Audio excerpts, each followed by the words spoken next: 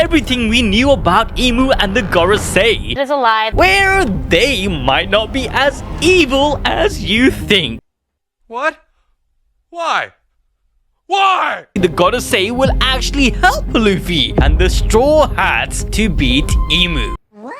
Because Oda didn't just design them randomly. Come on now, you all must have found it strange and very deliberate that the Goroseis are modeled after real-world leaders known for reform, unity, and liberation. For instance, Saturn is inspired by the general who unified Italy. Valkyrie echoes the final leader of the USSR who ended the Cold War. Noshjuro clearly modeled after Gandhi Sahib. Mars seemed inspired by the renowned samurai politician who led the freedom and people's rights movement. Jupiter is associated with Abraham Lincoln, a symbol of emancipation. These are all men remembered in our world for freeing people, uniting nations, and challenging authority. Yet reimagined in One Piece as the faces of absolute control. Which brings us to the contracts. Because if the Gorosei were once something closer to reformers, then the Devil Contract didn't just give them power, it took something away. Their true identities. In fact, you know who else seemed like a good leader? Lily Nefertari. She was amongst the 20 allied nations who waged war against the ancient kingdom. But after their victory, she went missing. And we all know where. She purposely disappeared to join the D-Clan, work alongside Joy Boy, helping him preserve the means to defeat the devil in Imu, i.e. the Poneglyph. But why? Why was she and her kingdom even part of the allied nations in the first place? This is where my theory really begins. Imu, much like the devil itself, is not a conqueror by force. He or she is a deceiver. To unite 19 separate kingdoms under one banner against the most advanced nation in the world, and against Joy Boy, whose goals was to liberate people, not to rule them, Imu had to lie. There is no other way this works, because we have already seen the pattern. For the past 900 years, Imu has ruled by hiding the truth, rewriting history, manipulating those in power, and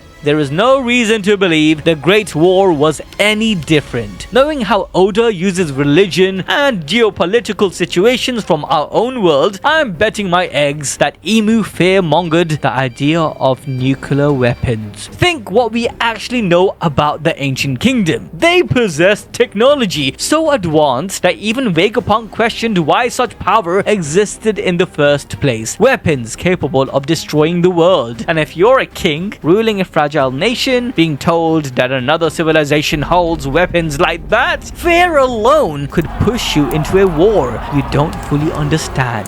This is something we see even in our very day and age. The threat of weapons of mass destruction has been used countless times, rallying nations to justify war and manufacture enemies. Imu is the One Piece Satan Yahoo who had been spreading lies to get other powerful countries to engage in war for their benefit of control and theft of land. In Imu's case, the land they wanted was the Red Line, where Sunlight Eve was growing through. Now, I'm not saying that all 19 leaders were controlled by this means, as there were some evil nations who practiced slavery, like the Don Quixote with the Tontatas. Joy Boy and the Great Kingdom stood against these practices, so naturally they would want to fight back. But I do think that some of the original leaders, possibly even amongst the ones who would later become the Gorosei, were persuaded, manipulated, and outright deceived. They may have genuinely believed they were preventing global destruction, stopping a dangerous power, until they realized, too late, who the real enemy was. Lily figured it out, and the moment she did, she ran. She chose betrayal over obedience. However, the OG Gorosei could have been convinced to take upon the first contract, and with Imu close by, their minds had no choice but to accept the second, to then finally the last stage. History repeats itself, and what happened to Harold couldn't have been a one-off incident in the last 900 years. This reframes the entire Void Century, not entirely as a war between good and evil, but as a battle where the truth was buried. The winners wrote history and the devil crowned himself king. Ever since, Imu has been doing the same thing, but this mental hijacking of the the Devil Contract goes even deeper, because like Nika and other Zoans, if the Devil King in Imu's fruit has a personality and was fashioned by the will of those in the first world that we saw in the mural, then it could be that this monster is responsible for everything. Vegapunk had stated that the desires of man created the powers in the devil, and a while back I theorized that the first world shown in the mural went through a catastrophic event where Sunlight Eve started absorbing the wishes of those around it during this cataclysm. In turn, devil fruits were made by those collective yet desperate wishes. However, some Zoans might actually be reincarnation of those with powerful Haki who wished to live on. The Devil King in particular could very well have survived in this manner, and during the second world,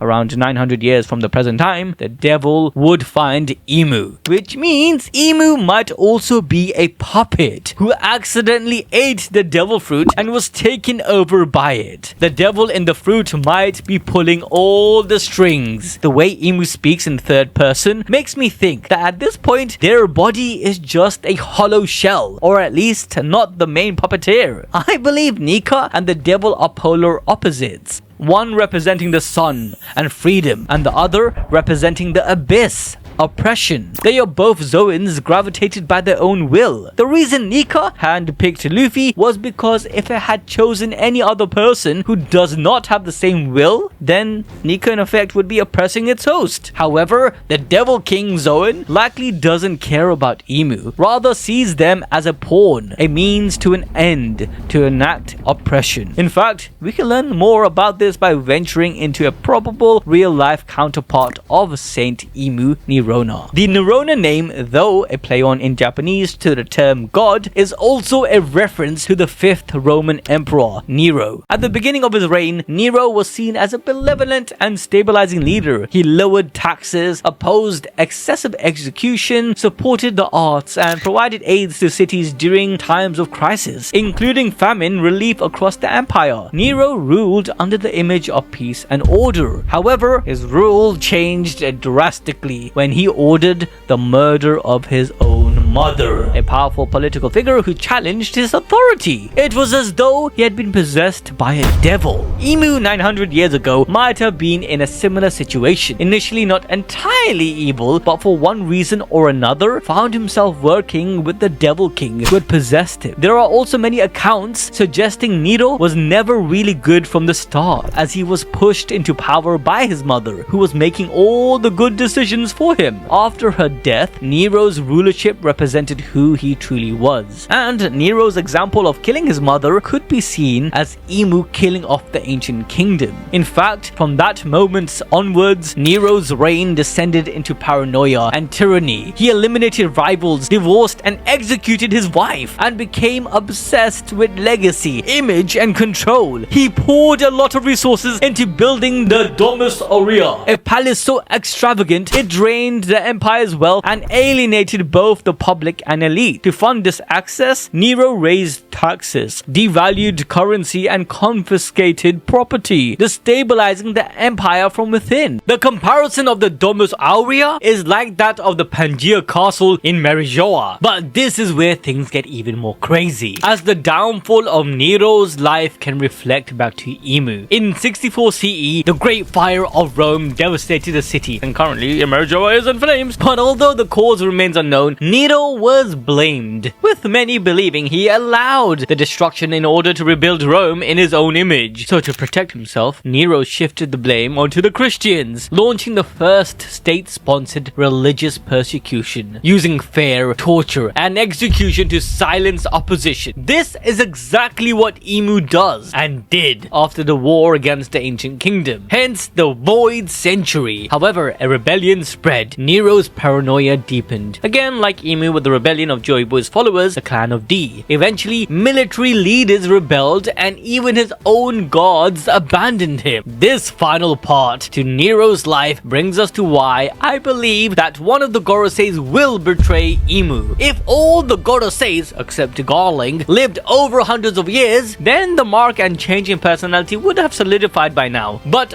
amongst the Goroseis, there is one who seems a bit younger than the rest, who appears quiet and mysterious compared compared to the others? Saint Jupiter. His betrayal is already a popular theory in the community and it has some grounds, and my boy Mr. Borge has covered why Jupiter is the best candidate, so make sure to check his video out too. But regardless of which Gorosei helps the Straw Hats and betrays Imu, what is likely going to happen is Loki's God Fruit will temporarily cancel out the mark's effect, similar to how he had done so with King Harold. In chapter 1170, when Harold regained his sense of self, we can clearly see the mark looking damaged. This will allow Jupiter to regain control over his mind and make a decision to sacrifice himself to save the Straw Hats or help them in a major way. Thematically, this would also link back to the story of One Piece, where an evil dictator will always be betrayed, especially if they are just using their subordinates as fodder. We had Robin with Crocodile, Law and Corazon with Doffy. Hey, then there's also the big brain play we have seen with the Denjiro and Orochi. Now, I